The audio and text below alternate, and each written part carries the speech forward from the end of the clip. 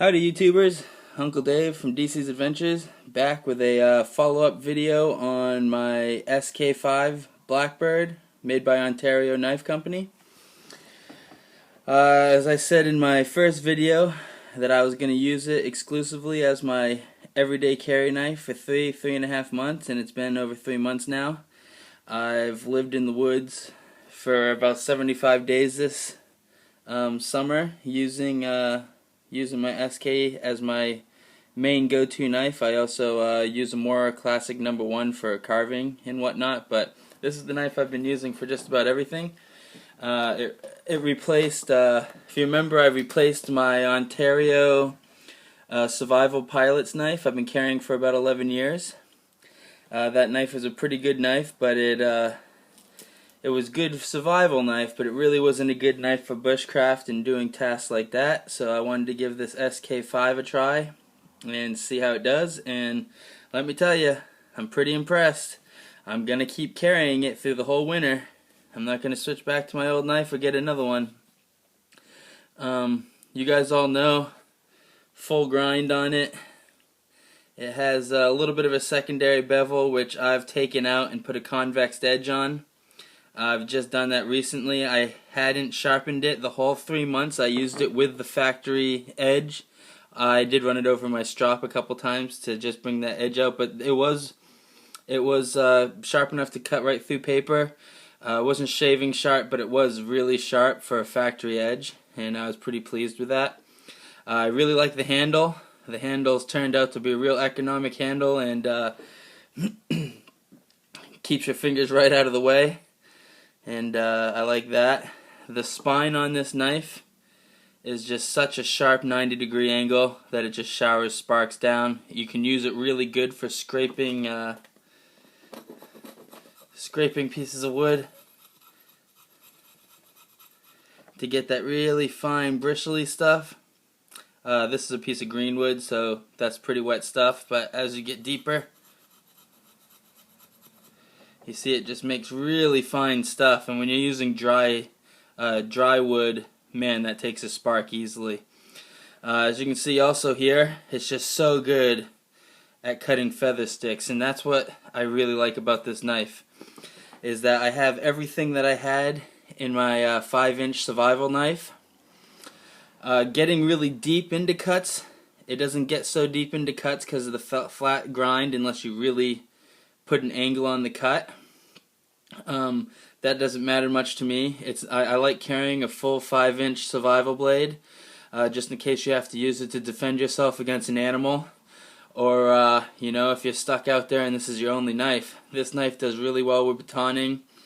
It definitely got a full tang all the way through, and man, I've just been really impressed. I mean, the main thing about this knife is it's big enough to be a full-blown survival knife, but the full grind and having this spear point, I mean, the spear point means you can choke right up onto things and get really good precise cuts into things.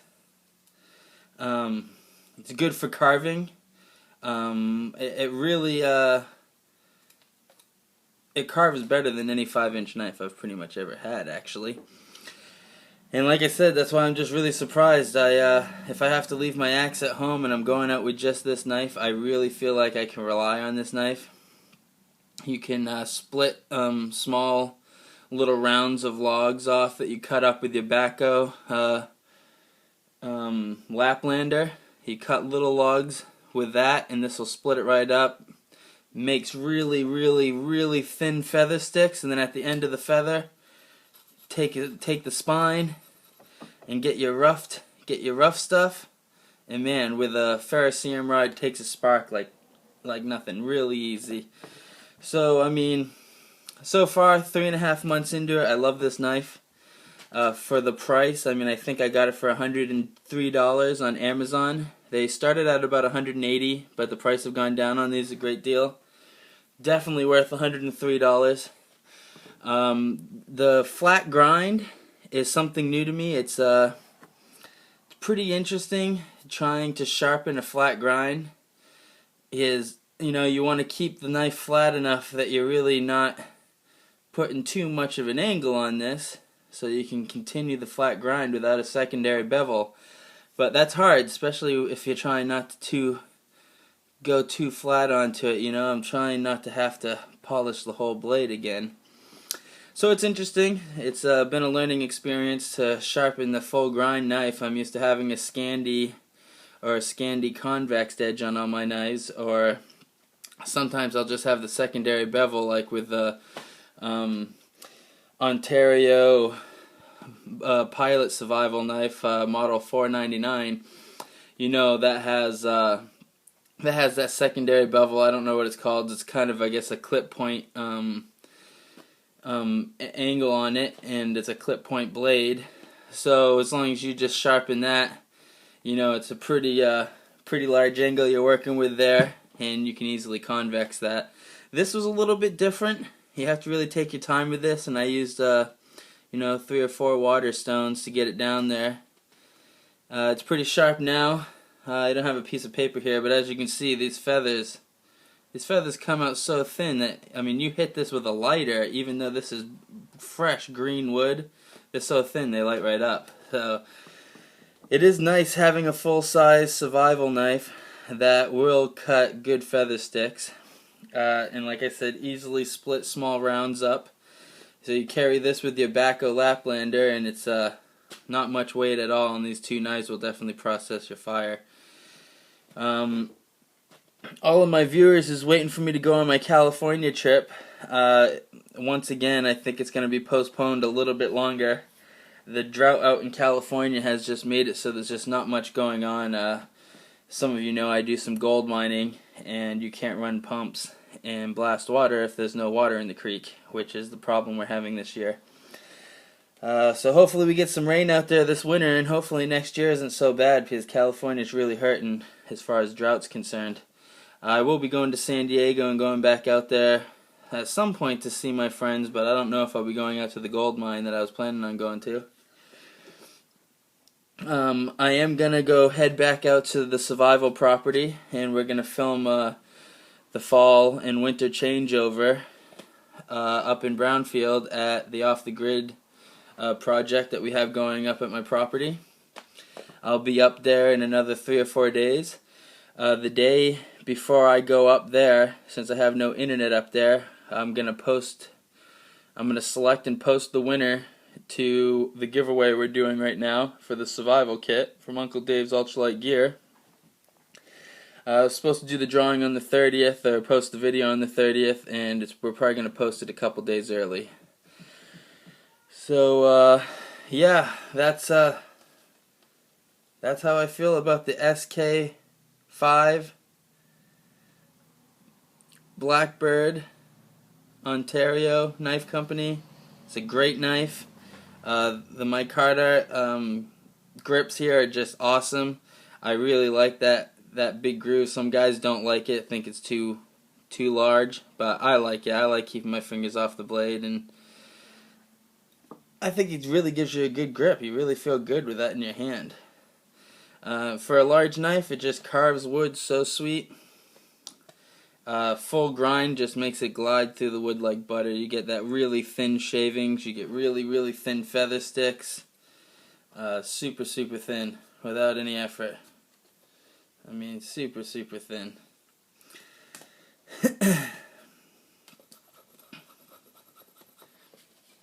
Like I said, Ontario Knife Company, Blackbird SK-5. I recommend you going out and grabbing one. If you've got the $100, for $100, this knife is definitely, I think, in the realm of $200 knife range for sure. So I would pick one up. I guess I should take a second right here to also talk about the sheath that it comes with. I've actually really loved this sheath. When I first got it, I thought it looked cheap and didn't think I was going to like it. But the MOLLE is just great, so you have options of putting it on all your gear. And then it has the long loop, which I actually have been using the long loop, because when you hang it on the long loop, it hangs so low and nice and floppy. It's a lot like having it on a ring sling sheath holster. One of the little holsters that just have a ring on it, a big ring. Adam from Equipped to Adore talks about them. He says he likes them a lot, and that's what he uses a lot of the times. it reminds me a lot of that, but then when you're going in public places and this is a large knife to be carrying out in public, everyday carry, so you can also run your belt through here. And you run your belt through here and it makes it a much higher carry and helps tuck it around away in your belt a lot more so you don't have this giant handle hanging out. I mean, when you have this handle hanging out of your pants, it does look like you're carrying a butcher knife or something in your back pocket. But I really like the sheath. I thought I was going to replace it when I first got the knife, but I'm going to keep it in this until it wears out. And we'll see how much time we get out of it. It does have a lined plastic insert, and it's lined so it really doesn't dull your blade down. It has some felt or something in it. Really a great sheath for what you get. I mean, for a $100 knife, you get a awesome knife I value at about $180, $200, plus you get a sheath that I probably value at like, $20, $25. It's a nice sheath. It works. So there we are. Ontario, Blackbird SK-5. Go and check one out, guys. Got everything here resting on a 25 bag of rice. That's going to get me through the fall changeover. When we go back up to the property, we're going to spend probably a full 60 days this time. I know I always say 31 to 60 days, and then I only end up staying out there for 30 to 35 days. But this time I should be staying out there 61 days. I'm going to go out there, and hunting season does start. Duck and geese hunting and stuff starts, which I don't really do much of, but I might try some of it out this year. And then deer hunting starts on November 1st, so I will be doing that this year up at the property, and I plan on staying out at the property until I get a deer, and I'll make some videos on processing that and what my tactics and strategies are on making that happen. So, thanks for watching the video. Subscribe, rate, and comment.